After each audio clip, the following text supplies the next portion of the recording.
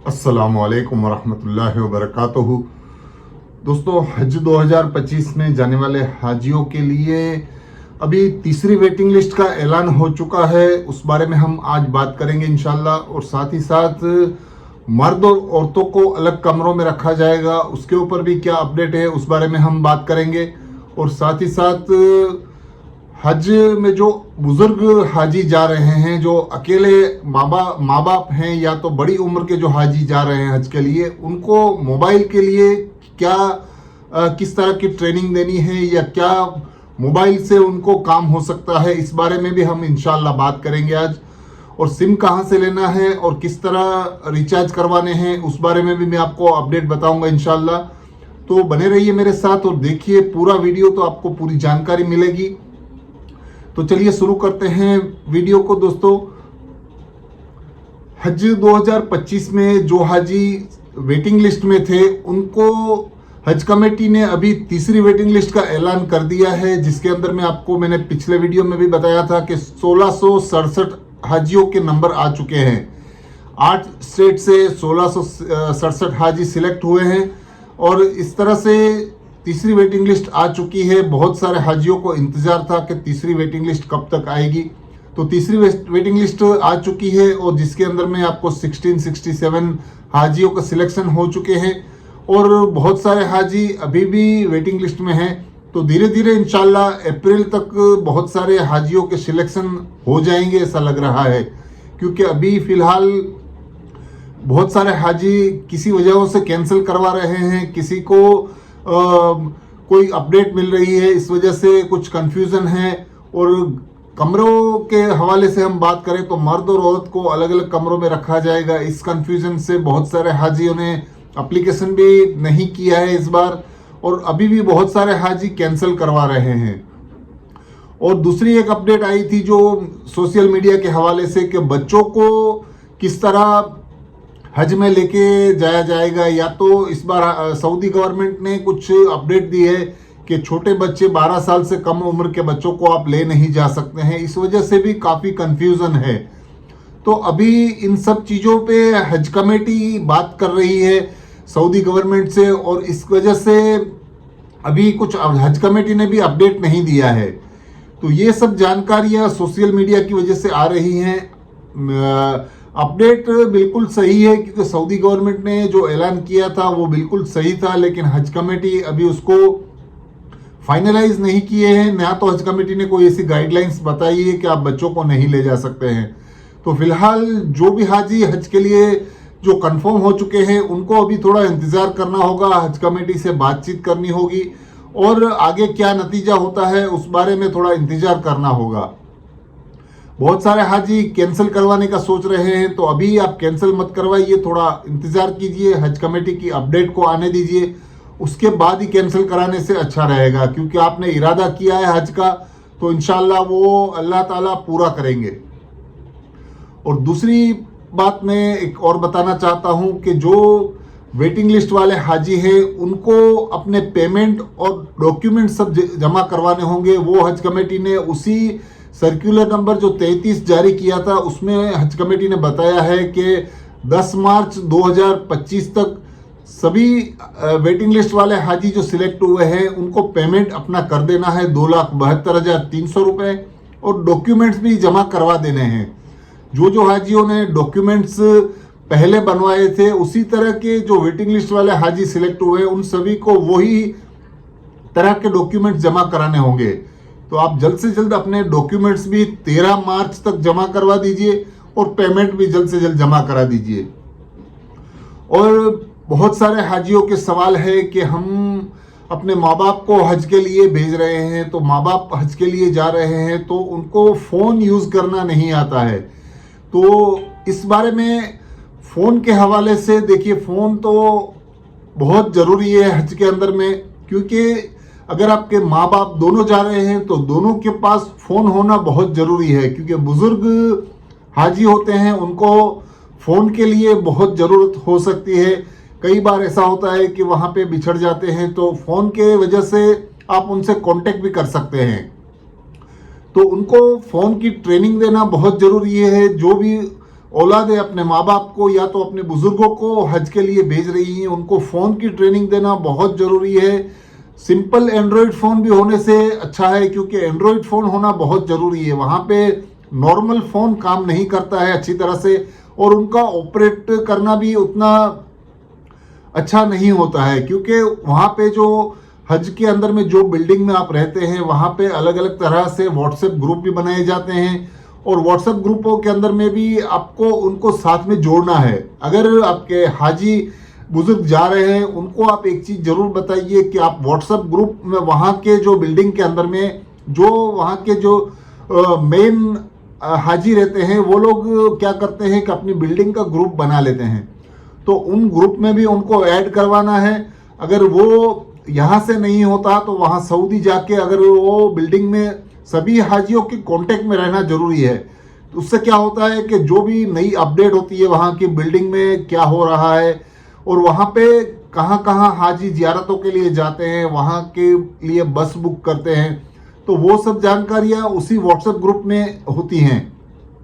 तो उनसे क्या होता है कि वो राब्ता कायम कर सकते हैं, उनसे कांटेक्ट कर सकते हैं, और उनको कुछ भी नई इन्फॉर्मेशन बहुत सारे हाजी वो व्हाट्सएप ग्रुप में ही डालते हैं, तो व्हाट्सएप ग्रुप के साथ में उनको जुड़े रहना बहुत ज़रूरी है। तो इस तरह की सिंपल दो चार चीज़ें बुज़ुर्ग हाजियों को सिखाना बहुत ज़रूरी है, जैसे कि व्हाट्सएप यूज़ करना है, या तो नुसुक ऐप के अंदर में पूरी तरह से उनको अपडेट करना ज़रूरी है, और साथ ही साथ मोबाइल के अंदर में कॉलिंग किस तरह करनी है, कौन से ऐप डाउनलोड करने हैं, ये सब जानकारियाँ बहुत ज़रूरी है।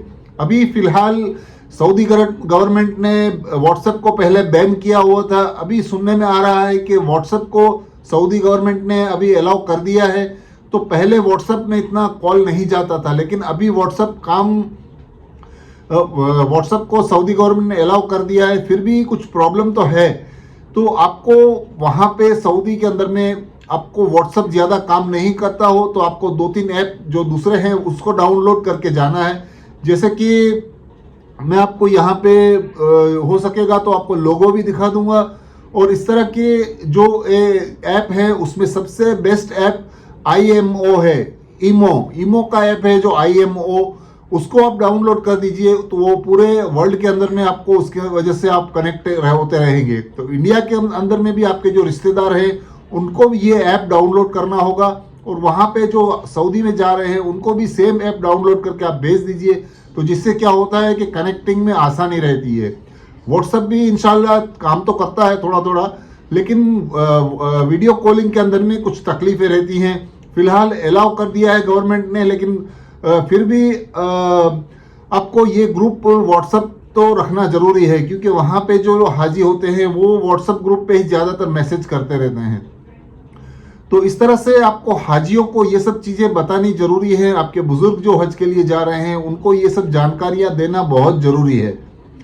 और दूसरी एक बात करें कि सिम कहाँ से लेना है, सिम कैसे मिलेगा, तो सिम के लिए आप सऊदी में जाके भी सिम ले सकते हैं। यहाँ से आपका नंबर है जो आपका एयरटेल है, VI है, जियो है, उसको भी आप रिचार्ज करवा के ले जा सकते हैं। एयरटेल के अंदर में फिलहाल आप रिचार्ज करवा के ले सकते हैं, जिसमें 3000 चिल्लर का कुछ प्लान है, 3000 के आसपास का कोई प्लान चल रहा है। सऊदी ऑल ओवर वर्ल्ड के लिए जो 30 दिन का कुछ प्लान रहता है, उसमें आप अपना अमाउंट भर के भी यहाँ से ले जा सकते हैं, और वहाँ पे वो काम भी करता है अच्छी तरह से। अगर आपको नंबर चेंज नहीं करना हो या तो आपको वहाँ का सिम नहीं लेना हो, तो यहाँ से भी आप रिचार्ज करके आपका जो प्लान है उसके हिसाब से आप लेके जा सकते हैं। तो उसमें ज़्यादातर करके हाजियों को दोनों फ़ोन में बड़ा बड़ा रिचार्ज नहीं करना है। अगर आप माँ बाप जा रहे हैं तो एक के अंदर में आप 30 दिन का रिचार्ज कीजिए, या तो एक के अंदर में आप सिम वहाँ से ले लीजिए, जिससे क्या होता है कि वहाँ का जो प्लान है जिसके अंदर में ज़्यादा नेट यूज़ नहीं होता, कम नेट वाला, वहाँ पे 30 डेज़ का ऐसा कोई प्लान ले लेने से यहाँ से भी आप एक फ़ोन रिचार्ज करा के जा सकते हैं, वहाँ पे भी एक सिम ले सकते हैं, तो दोनों के पास अपना अपना फ़ोन हो जाएगा। तो इस तरह से उनको आप अच्छी तरह से नॉलेज के हिसाब से उनको आप ट्रेन कीजिए, और उनका सिम कहाँ से मिलेगा वो भी मैं आपको जानकारी देता हूँ। क्योंकि बहुत सारे हाजी जैसे ही एयरपोर्ट पे उतरते हैं तो तुरंत ही वहाँ पे सऊदी के जो रिटेलर्स रहते हैं, जो बड़ी बड़ी 2-3 कंपनियां हैं वहाँ की, वो अपने सिम बेचने के लिए एयरपोर्ट पे भी काउंटर लगा के बैठे होते हैं। तो वहाँ पे जल्दबाजी करके बहुत सारे हाजी सिम ले लेते हैं, और अगर आप सिम वहाँ पे पासपोर्ट बता के सिम एक बार ले लिए, अगर वो सिम आपका एक्टिवेट नहीं हुआ, या तो उसके अंदर में कुछ प्रॉब्लम आया, या आपके फ़ोन में वो सिम काम नहीं कर रहा है, और अगर आपने वहाँ से सिर्फ सिम फ्री में ले लिया है, तो बाद में जाके आपको परेशानी हो सकती है, क्योंकि एक पासपोर्ट के ऊपर एक ही सिम अलाउ होता है। तो उस वजह से आप जल्दबाजी ना करें। आप जहाँ पे भी आपके होटल में ठहरते हैं, जैसे मदीना शरीफ में पहले आप गए हैं, तो मदीना शरीफ के आसपास में ही, हरम शरीफ के आसपास में ही बहुत सारी काउंटर्स लगते हैं सेलफोन के।